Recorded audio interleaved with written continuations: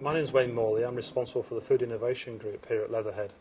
The Food Innovation Group is responsible for ingredients applications and characterisation, product development, product upscaling, shelf life testing, and troubleshooting, and a range of other activities for a number of different clients in the food and drink industry, both large and small.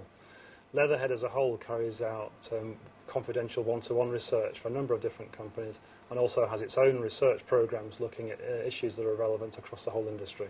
A particular interest of the food industry is the shelf life stability of foods, and we conduct shelf life testing on a range of different food materials and also accelerated testing on foods as well. The food industry can't wait often for the shelf life testing to be completed under normal conditions, so asks us to look at accelerated protocols so that we can get an early prediction of shelf life without having to do the full real-time testing.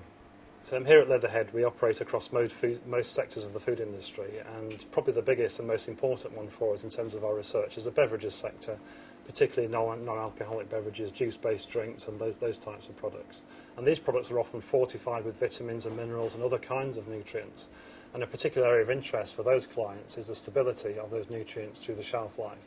So we will formulate drinks products containing vitamins and other nutrients, and then we will study the shelf life stability of those nutrients all the way through to the end of the shelf life so that we can demonstrate to the client that the nutrients survive that particular process. All of our shelf life studies are carried out in specially designed climatic storage chambers. These chambers are available from a variety of different suppliers, including BINDER, which is a German company that we particularly use. These units allow us to dial up the combinations of temperature, humidity and light according to the type of product that we want, so that we can accelerate the deterioration of that product through shelf life in any particular way that we choose.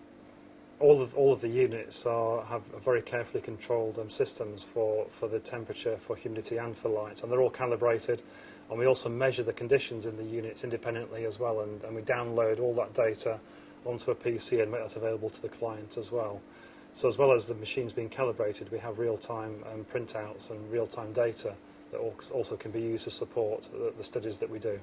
Yes, when we do our shelf life testing, there are a number of factors that we have to take into account. The first of those, of course, is the microbiological stability. All food companies have to produce safe and stable foods, so we have to be able to demonstrate that the products are safe and stable right through to the end of the shelf life. In addition, a number of chemical changes, a number of physical changes may occur. The colour may change, for example, or the texture may change, or the particles may start to sediment or float to the surface. So all sorts of changes can occur in foods, and it's up to us to characterise all of those changes under the appropriate conditions. International standards are very important to the work that we do because a large number of our clients are large multinational companies that operate across a number of different geographies. So we have to be able to reflect the standards that apply in different countries in all of our testing.